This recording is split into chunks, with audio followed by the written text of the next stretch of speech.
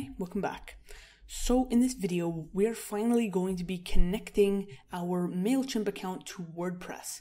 So we're going to be connecting it, and then in the next few videos, we're going to be starting to create some opt-in. We're going to start creating some opt-in forms so that we can actually start getting subscribers onto our list. So before we get in, I haven't actually made a video about setting up our site because we've done it a couple times and I figured it would get repetitive.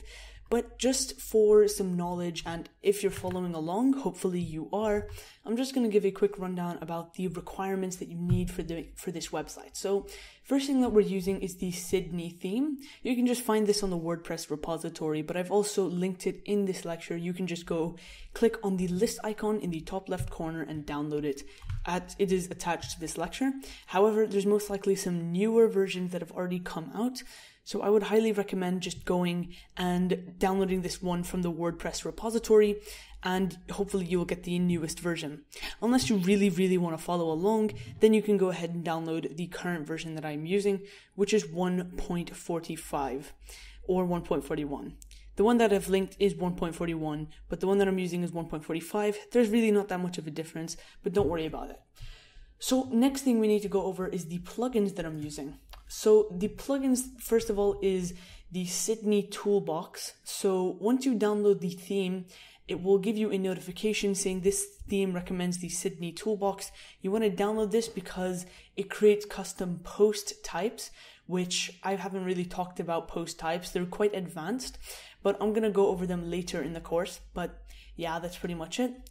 And there's a few other things such as the CSS editor, the advanced CSS editor here, Site Origin CSS. We've used it many times before, so go ahead and download that. We're also using Page Builder by Site Origin and MailChimp for WordPress. This is the plugin that we're using to link MailChimp and WordPress.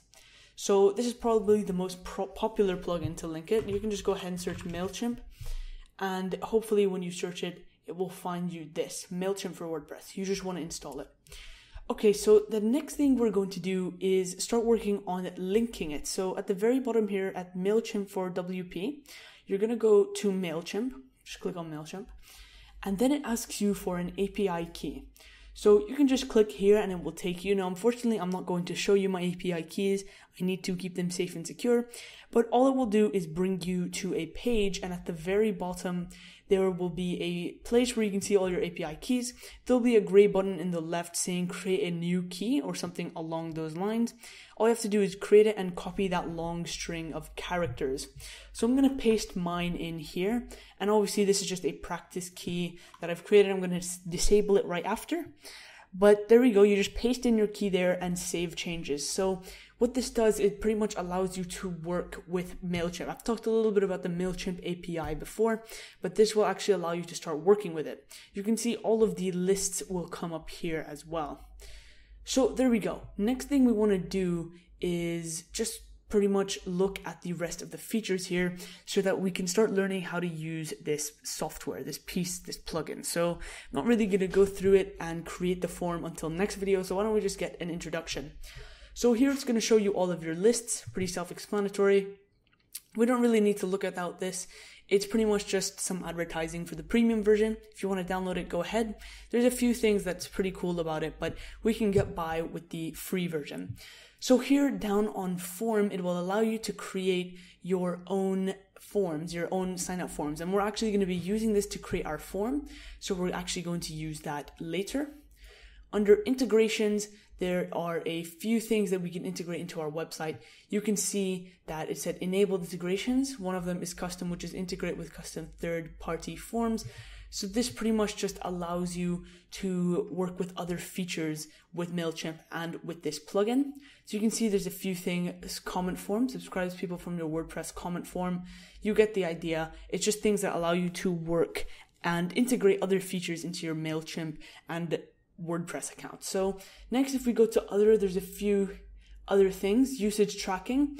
So pretty much this is pretty useless, but it's good if you turn this on. This just allows the company who made this plugin to track what's going on, and just usage reports. Every company does this for development and for improvement. Logging, so this just logs the errors and warnings, or if you want to log everything. Now, again, we've talked about debug logs in the past. I recommend just keeping errors and warnings. You don't really want to log everything, so you can just keep it like that.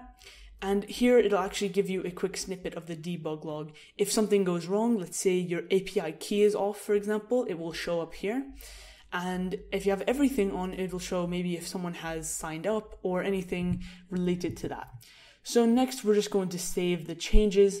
And there's a few other things under add-ons, but most of these are for premium, you can see here. So we're not really going to use it. All right, so that was a pretty quick introduction.